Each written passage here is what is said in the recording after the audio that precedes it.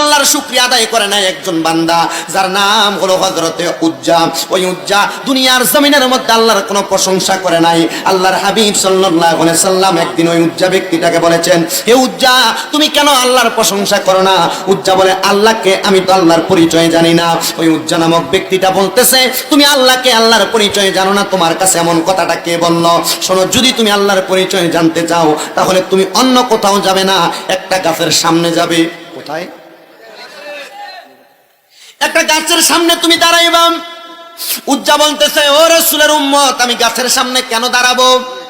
বলে, তুমি বলো দুনিয়াতে ক্ষমতা চলে কার? বলে, আল্লাহর। এই কথাটা আমি মানি না, কিন্তু আমরা মুসলমান যারা, আমরা সবাই মানি মালিকি ইয়াউমিদ। আল্লাহ পাকের ঘোষণা।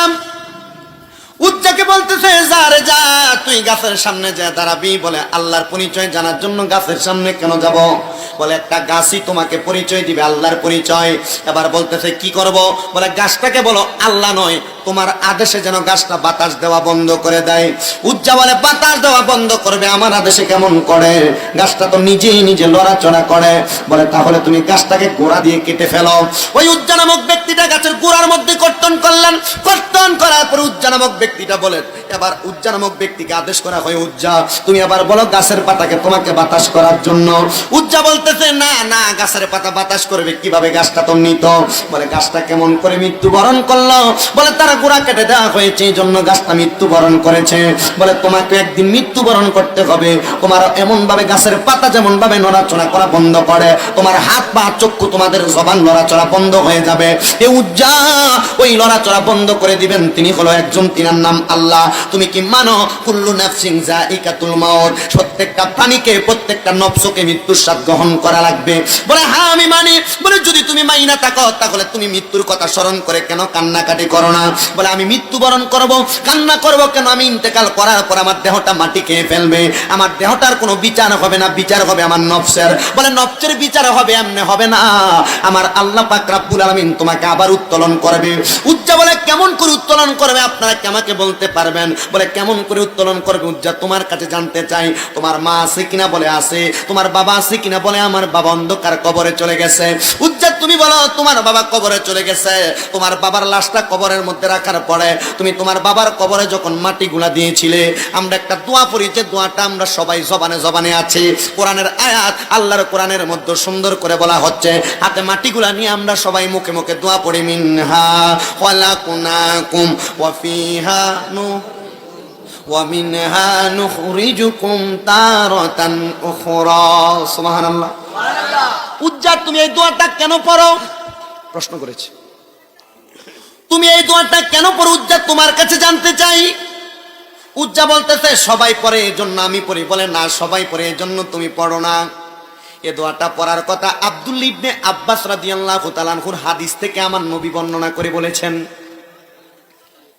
হযরত আব্দুল্লাহ ইবনে আব্বাস বলে, ইয়া রাসূলুল্লাহ, আপনাকে দেখতেছি একজন ব্যক্তিকে ইন্তেকাল করার পর যখন তাকে দাফন করা হয়, মাটির নিচে দেওয়া হয়, আপনি হাতের মধ্যে মাটিগুলা নেওয়ার পর আপনি দোয়া পড়তেছেন, মিনহা খালাকনাকুম ওয়া ফিহা নুইদুকুম ওয়া মিনহা নুখরিজুকুম তারাতান উখরা। ইয়া রাসূলুল্লাহ, আপনি কেন কেন কেন আপনি দোয়াটা পড়েছেন? আপনার কাছে দোয়াটার কারণ জানতে চাই। আল্লাহর হাবিব সাল্লাল্লাহু আলাইহি সাল্লাম বলে, আমি দোয়াটা পড়ার কারণ হইল একটা, এই আয়াতে কারিমার দোয়ার মধ্যে আল্লাহ শিক্ষা দিয়েছে আমাদেরকে, এই মাটি থেকে বানানো হয়েছে, আবার এই মাটির মধ্যে প্রবেশ করানো হবে, আবার এই মাটির মধ্য থেকে উত্তোলন করা হবে। হে উজ্জা, ও উজ্জা, তুমি কি বুঝতে পারলে এই আয়াতে কারিমার এই দোয়ার মানে কি তুমি বুঝতে পারলে? উজ্জা বলে, না মুসলমান, আমি বুঝতে পেরেছি, তবে আমার কাছে একটা কথার জবাব কি তোমরা দিতে পারবে? বলে, কোন কথার জবাব তুমি চাও আমার কাছে বলো। বলে, অন্য কোনো জবাব আমি তোমার কাছে চাই না, আমি জবাব চাই আল্লাহ আমাদেরকে বানাইলেন, কথা যেমন সত্য, আল্লাহ আমাদেরকে মাটির মধ্যে ঢুকাবেন, কথাটাও তেমন সত্য, কিন্তু আমার আল্লাহ মাটির মধ্য থেকে কেন আমাদেরকে বাহির করবেন একবার কি বলতে পারো? এবার বলতেছে, কেন আমার আল্লাহ তোমাদেরকে মাটির মধ্য থেকে বাহির করবে? তোমরা যদি একবার চিন্তা করো তোমাদের মরণের কথা স্মরণ হয়ে যাবে। এবার বলা হচ্ছে উজ্জা, তুমি এতদিন আল্লাহকে মানতে না, এতক্ষণ সামান্য সময়ের জন্য আল্লাহকে তুমি মানলে, বিশ্বাস করলে, এক আল্লাহর প্রতি বিশ্বাস করলে। আমরা সবাই তো আল্লাহকে মানি, আল্লাহকে বিশ্বাস করি, এই জন্য সূরা হাসরের 3টা আয়াত আমরা বেশি বেশি পড়ি। ওয়াল্লাহুল্লাযী লা ইলাহা ইল্লাহু, সুবহানাল্লাহ পড়েন না? হ্যাঁ হ্যাঁ পড়বেন, এটা বেশি বেশি পড়বেন। আলিমুল গায়বি ওয়াশ শাহাদাতি হুয়ার রাহ, সুবহানাল্লাহ পড়েন না?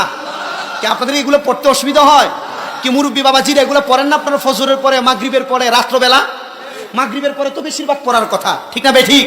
রাসূল বলছেন সূরা হাসরের শেষ 3 আয়াত, যে ব্যক্তি সব সময় মাগরিবের নামাজের পরে পড়বে, তার কিয়ামতের ময়দানে, হাসরের ময়দানে এর চেহারাটা নূরান্বিত হয়ে উঠবে। নূরানি চেহারা নিয়ে উঠতে চান না? মাহফিলের মধ্যে সব জায়গার ভিতরে দেখবেন মাগরিবের পরে সূরা হাসর পড়ে।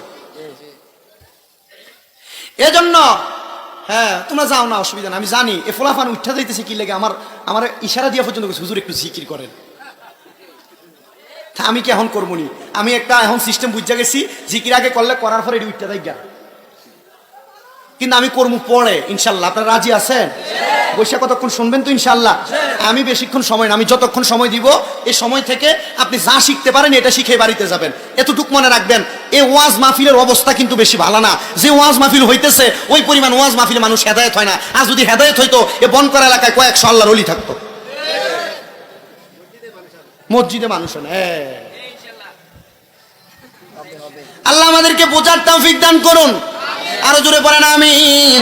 ওই উজ্জা বলতেছে, শুনো শুনো শুনো, আমি এখনো পর্যন্ত জানলাম না। কি জানতে চাও, কি বুঝতে চাও? বলে আল্লাহ পাক মানুষকে কেন উত্তোলন করবে? আল্লাহ কেন উত্তোলন করবে? শোনো, দুনিয়াতে তুমি কি কাজ কর্মগুলা করলে, কি ভালো কাজ করলে না খারাপ কাজ করলে, আল্লাহ পাক তোমার সকল কিছুর বিচার করার জন্য তুলবে। বলে আল্লাহ কি আমাকে লজ্জা দিবে? আল্লাহ কি আমাকে শরম দিবে? আমার সন্তান হাসরের ময়দানে দাঁড়িয়ে থাকবে, আমার মা দাঁড়িয়ে থাকবে, বাবা দাঁড়িয়ে থাকবে, আল্লাহ কি তাদের সম্মুখে আমাকে লজ্জিত করবে? আল্লাহর হাবিব সাল্লাল্লাহু আলাইহি সাল্লাম বলে, শুধু তোমাকে লজ্জিত করবে না, আল্লাহর হাবিব বলতেছে তাদের সামনে তোমাদের ইজ্জতকে লুণ্ঠন করে দেওয়া হবে। ইয়া রাসূলুল্লাহ, ও মায়ার নবী, দয়ার নবীজি, আপনার কাছে জানতে চাই, আমার সন্তানের সামনে আমাকে মিথ্যাবাদী বলে ডাক দেওয়া হবে, এটা আমার জন্য লজ্জার। আমাকে সুকলখোর বলে ডাক দেওয়া হবে, এটা আমার জন্য লজ্জার। আমাকে বেয়াদব বলে ডাক দেওয়া হবে, এটা আমার জন্য লজ্জার। আমাকে মুনাফিক বলে ডাক দেওয়া হবে, এটা আমার জন্য লজ্জার। বেনামাজি বলে ডাক দেওয়া হবে, এটা আমার জন্য লজ্জার। আল্লাহর হাবিব বলে, ও মুসলমান শোনো শোনো শোনো, তোমাকে বেয়াদব বলে, খারাপ বলে, মুনাফিক বলে, বেঈমান বলে ডাক দেওয়া হবে তোমার লজ্জার। আল্লাহর হাবিব বলে, যদি তোমার বিচার তুমি পর্দার আড়ালে করাইতে চাও, দুনিয়াতে আরেকজন মুসলমান ভাইয়ের দোষগুলাকে তুমি গোপন রাখো, গোপনে গোপনে তাকে সমাধান করার চেষ্টা করো, দেখবা তোমার অন্তর শিথিল হবে, আর তোমার বিচার হবে ময়দানে মাশরে পর্দার আড়ালে। আল্লাহ তোমাকে লজ্জা দিবে না, শরম দিবে না। ও মুসলমান, আমি আপনাকে যেটা বোঝানোর জন্য ওয়াজের ধারাবাহিকতা এই পর্যন্ত আনলাম, সেটা হচ্ছে একজন মুসলমান হইয়া অপর মুসলমানের সমালোচনা বেশি বেশি করবেন, এটাই মনে হয় আল্লাহর নবী বলছে। সমালোচনা সমাজে আছে না নাই? একজন মুসলমান মুসলমানের গীবত করে কি করে না? ভাই জানি, এই জন্য আপনাদের সবার কদমে হাত রেখে বলি, কেউ যদি অন্যায় করে তার গীবত বলবেন না, পেছনে বলবেন না, কে ভালো কে খারাপ তার ব্যাপারে কোনো বাজে মন্তব্য করবেন না। আমার নবীর উম্মতের দলেরাম, এবার ওই উজ্জার কথা যেই জায়গায় ছিলাম, উজ্জা ওই সময় বলতেছে আমার বিচার করা হবে ময়দানে মাশরের মধ্যে, আমাকে আল্লাহ উঠাবে, কিন্তু আমি জীবনে অনেক গুনাহ করেছি, আমার গুনাহকে আল্লাহ মাফ করবে না। আমি এখন থেকে যদি ভালো হয়ে যাই, আল্লাহকে আমাকে মাফ করবে না, আল্লাহকে আমার পূর্বের গুনাহের জন্য আল্লাহ আমাকে বুঝি বেয়াজ্জতি করবে। তাহলে আমি ভালো হয়ে কি করব? আমি ভালো হতে চাই না, আমি চাই এখন থেকে শেষ পর্যন্ত আমি গুনার কর্মকাণ্ড করতে যেয়ে তো কষ্টই পাবো, কষ্টই আমি পাইতে চাই। ওই ব্যক্তি ডাক দিয়ে বলে, উজ্জারে তুমি কি জানো না আল্লাহর একটা পরিচয়, ইন্নাল্লাহ গফুরুর রহিম। কার পরিচয়? নিশ্চয়ই তিনি আল্লাহ, যিনি ক্ষমাশীল এবং দয়ালু। উজ্জা বলে, হ্যাঁ জানি। বলে, তুমি কত গুনাহ করেছো? বলে, আমার গুনার কোনো শেষ নাই। বলে তুমি যত গুনাহ করো উজ্জা মনে রাখবা, মনে রাখবা, মনে রাখবা, আল্লাহর ঘোষণা ইন্নাহু হুয়াল গফুরুর রহিমের অন্তর্ভুক্ত করে আল্লাহ তোমার বাকি জীবনের সব গুনাহগুলো মাফ করে দিবেন। জোরে সরে পড়ি সুবহানাল্লাহ। উজ্জা নামক ব্যক্তিটা যেই ব্যক্তির সম্মুখে দাঁড়ায়া কবরের সামনে দাঁড়ায়া দাঁড়ায়া কান্না করতে লাগলো, ওই উজ্জা নামক ব্যক্তিটা একদিনের ইবাদতে একদিনের তওবার মাধ্যমে সে তাকে পরিপূর্ণ করে ফেললো। এবার ওই ব্যক্তি বলে হুজুর এখন তো আমি তওবা করলাম, এশারের নামাজের পরবর্তী সময় আমার তো কোনো ইবাদত করার কোনো সুযোগ নাই, হুজুর আপনি পারেন আমাকে অন্য কোনো ইবাদতের কথা বলতে। ওই ব্যক্তি বলে বাবা চলো তোমার নাম এতদিন উজ্জা ছিল, এখন আমি তোমার নাম দিলাম আব্দু উজ্জা আব্দে শামস, তোমার নাম দিলাম আব্দুর রহমান, আসো বাবা তুমি আমার সঙ্গে একটু নামাজ আদায় করবা।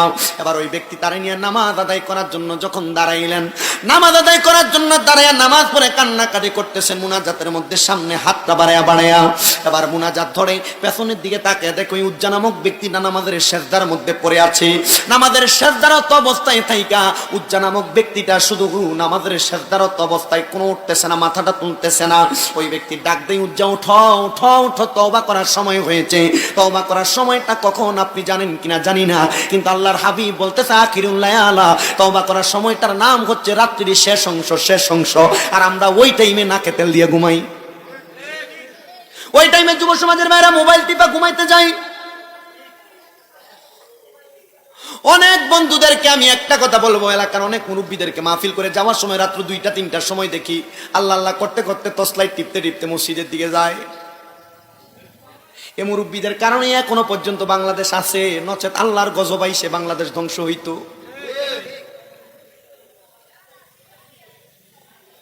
কারণ মুরব্বীদের ইবাদত আল্লাহর কাছে এমন কবুল হয়, আল্লাহর কাছে এমন কবুল হয়, কিন্তু আমরা বুঝি না বিদায় ইবাদত থেকে এখনো দূরে আছি। কিন্তু রাসূল বলতেছে মুরব্বীদের চাইতে যুবকদের ইবাদত আরো তাড়াতাড়ি আল্লাহর কাছে পছন্দ হয়, কবুল হয়। জোরে জোরে পড়েন সুবহানাল্লাহ। ওই উজ্জাকে মাথাটা তোলা দিয়ে দেখে উজ্জা কোনো কথা বলে না, চোখ খুলে তাকায় না, জবান দ্বারা কোনো আওয়াজ আসে না, কোনো নিঃশ্বাস আসে না। বুঝতে পারলেন উজ্জার নাই দুনিয়াতে।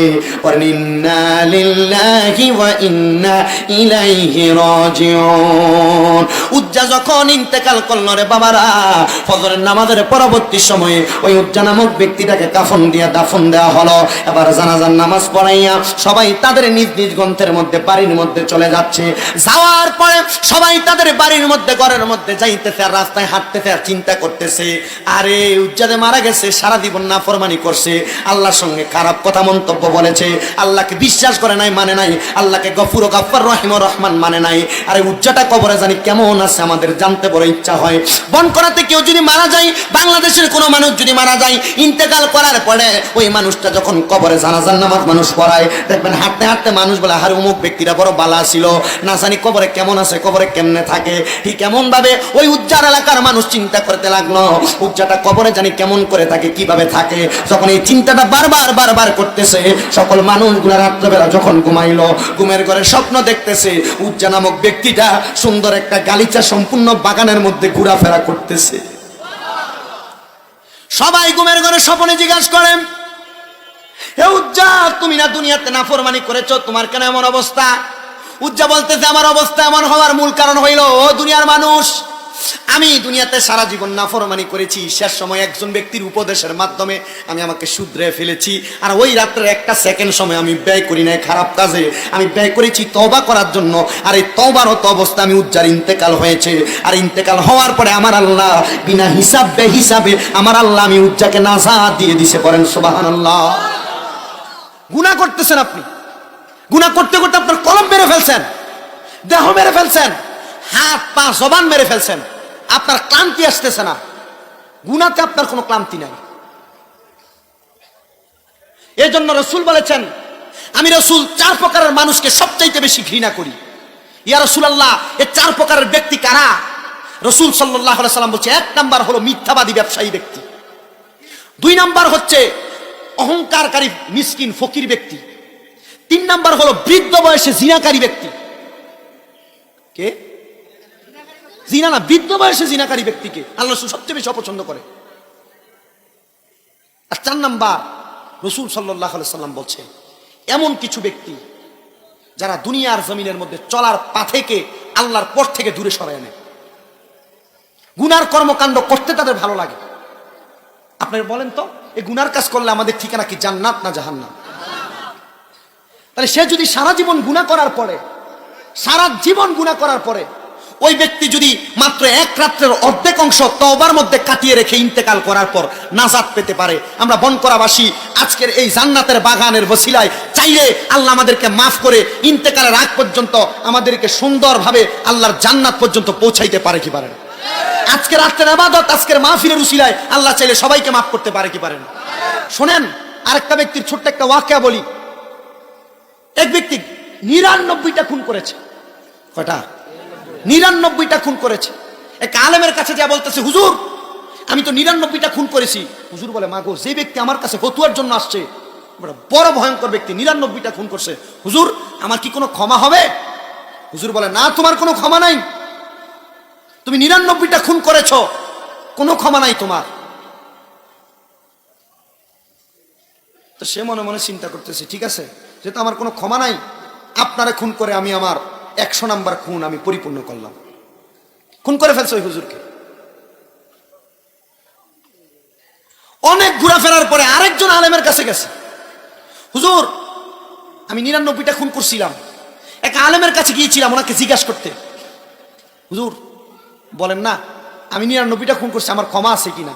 ওই আলেম বলছে, আমার কোনো ক্ষমা নাই হুজুর, আমি তারে মাইরা 100টা পরিপূর্ণ করছি। কয়শো? ওই আলেমের শেষ বেলায় প্রশ্ন করার পরে আলেম চিন্তা করে, হে বলছে মাপ নাই, হেরে মাইরা ফেলছে, দরকার নাই, আমি যদি কই যদি আমার মাইরা 101 নাম্বারটা পূরণ করে। ওই আলেম বলেছেন, তোমার মাফ আছে।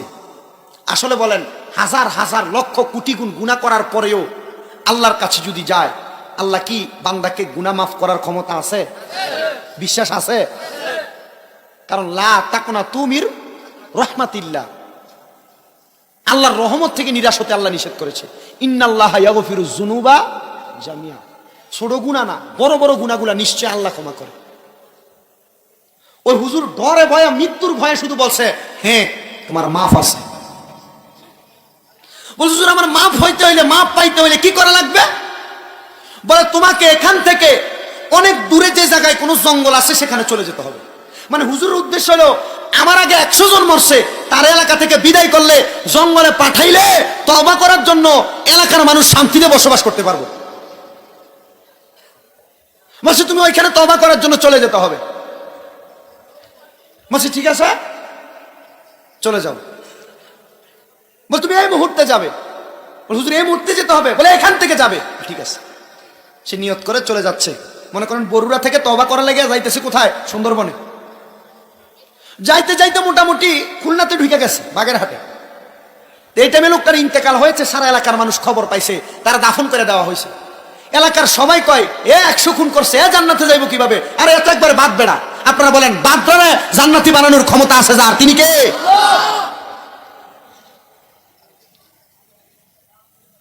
এলাকার কেউ কোনো কিছু দেখে নাই। যার কাছে আসছে লাস্ট 101 নাম্বার, হুজুর আমার মাফ আছে কিনা? হুজুর বলছে মাফ আছে। এ বেটা এর স্বপ্নে দেখাইছে। স্বপ্নে কি দেখাইছে? যে তুমি, আমি তো মারা গেছি, আল্লাহ আমারে জান্নাত দিছে। আর তুমি তো তওবাই করো নাই, জান্নাত চাইলে কিভাবে?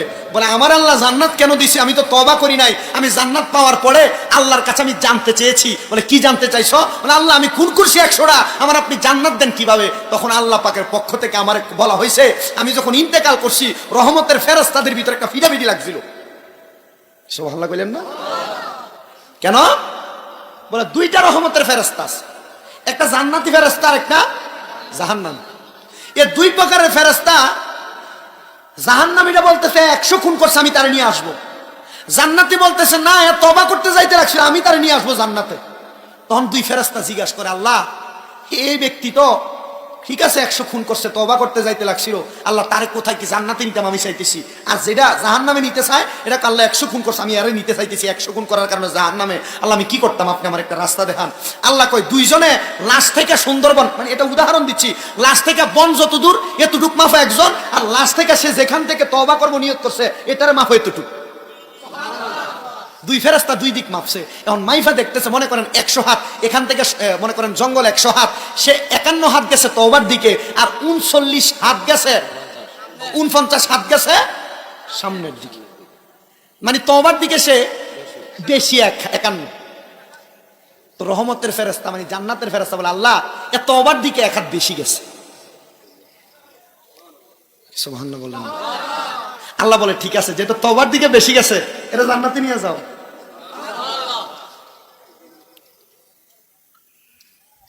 সামান্য 100টা খুন, সামান্য না আমাকে বেশি খুন, 100 খুন করলে আর সামান্য না, মোটামুটি খুন একটা করলে তো এটা ফাতি নেতার থেকে বড় নেতা হয়ে যায় নাকি? তাহলে আমি জানতে চাই বাবাজিরা, আপনারা বলেন তো 100টা খুন করার পরে তওবা করার নিয়তে একটু আগানোর কারণে যদি সে জান্নাতে যাইতে পারে, আমরা তো আল্লাহর বান্দা, আশরাফুল মাখলুকাত, দুনিয়ার সব জীবের চাইতে শ্রেষ্ঠ জীব। আপনাদের কাছে জানতে চাই, আপনারা বলেন আল্লাহ পাক চাইলে আমাদেরকে মাফ করে দিতে পারে কি পারে না? বলেন পারে কি পারে না? আমার ওয়াজে আমি কোনোদিন রাজনীতি নিয়ে কথা বলি না, আমার ওয়াজে আমি কোনোদিন কাউকে অকাট্য করে কথা বলি না। বুঝতে পারছেন আজকের ওয়াজ থেকে আমি এই কথাগুলা, এই দুইটা ওয়াকিয়া, দুইটা কারগুজারি আপনাদেরকে বলার মূল কারণ কি জানেন? যেন আপনারা তওবা করেন। তওবা করবেন না তো, কারণ যে বলে এই তো তওবা করে না। আমি যে আপনাদেরকে বুঝাই আমি তো ঠিক নেই, বুঝেন নাই কথাটা?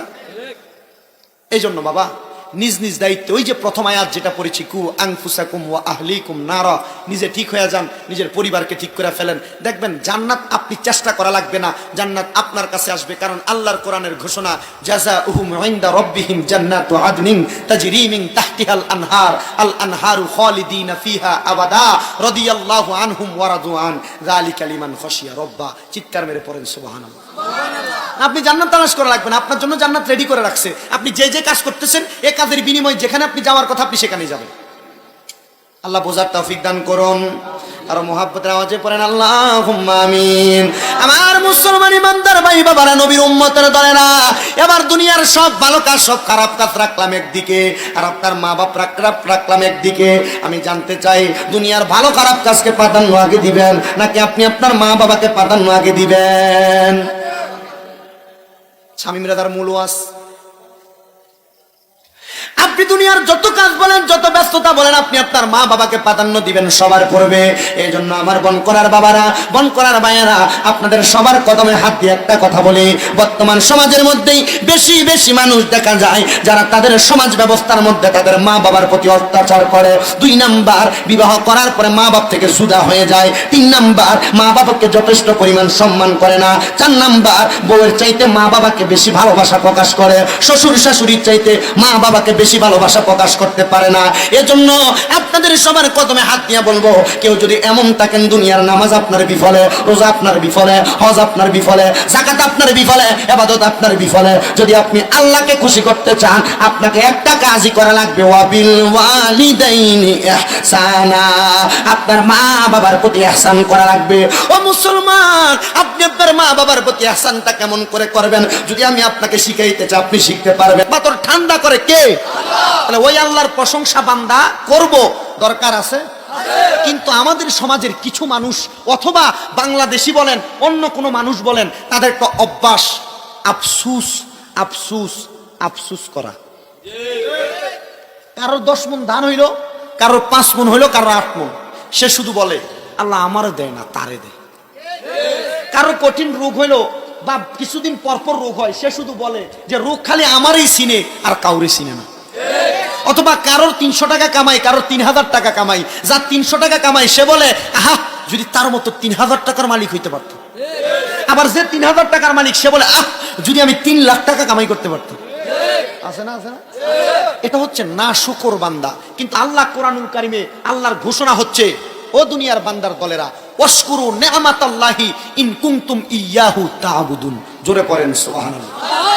আল্লাহ ওয়াশকুরু, তোমরা আমার শুকরিয়া আদায় করো, নি'মাতাল্লাহি, আমার নিয়ামত পাওয়ার পরে, ইন কুনতুম ইয়াহু তা'বুদুন, যদি তোমরা আমি আল্লাহর ইবাদত করো। আপনারা বলেন আমরা ইবাদত করি কার? প্রশংসা করব কার? আমাদেরকে চলার ক্ষমতায় দিবেন কে?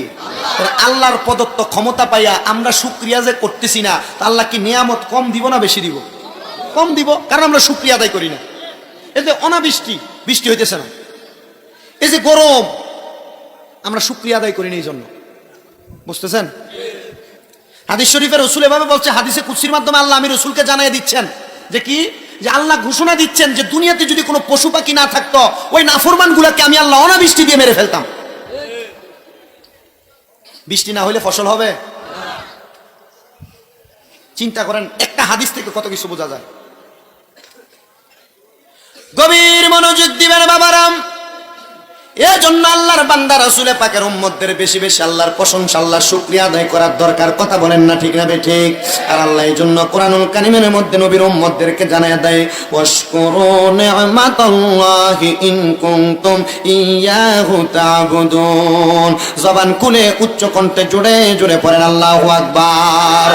আমার মুসলমান ইমানদার মাই বাবারাম, এমন